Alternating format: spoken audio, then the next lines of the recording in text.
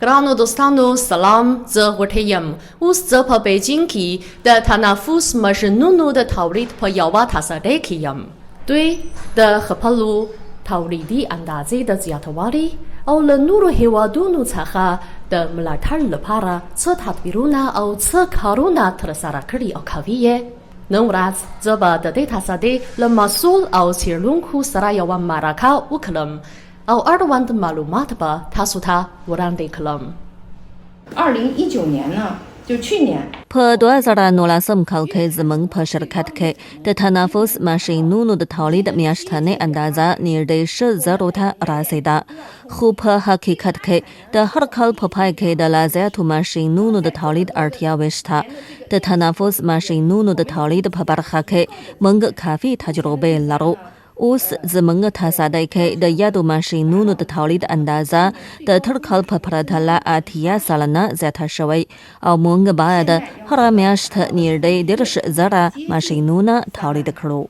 اوس په دې تصدۍ کې د تنفس تولید شوی ماشینونه کابو 180 هیوادونو ته صادر شوي دي او نورو هیوادونو ته دغه شان ماشینونو د صادرولو لپاره لوړ او زیات شرایط لري. مثلا دغه تصدۍ باید خپل د پوښتنې ملکیت حق ولري او دغه شان ماشینونه باید له نړیوالو معیارونو سره سمون ولري. نو په دې برخه کې دغه تصدۍ څه کارونه او هڅونې ترسره کړي دي او کوي یې.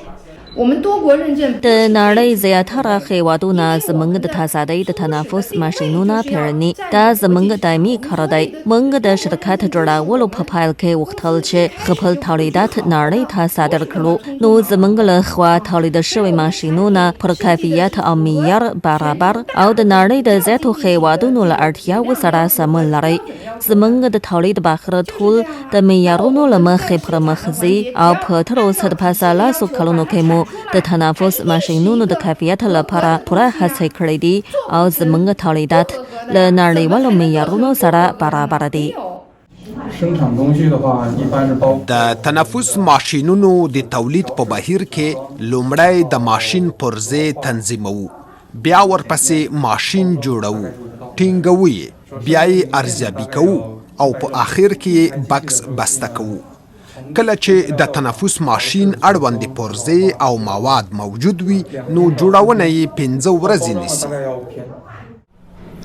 د کووید 19 وایروس ساري ناروغۍ په زیاتو هیوادونو کې خپریږي او هره ورځ پر دغې ناروغۍ د اخته شویو کسانو شمیر او له دې امله د مړه شویو کسانو شمیر زیاتیږي.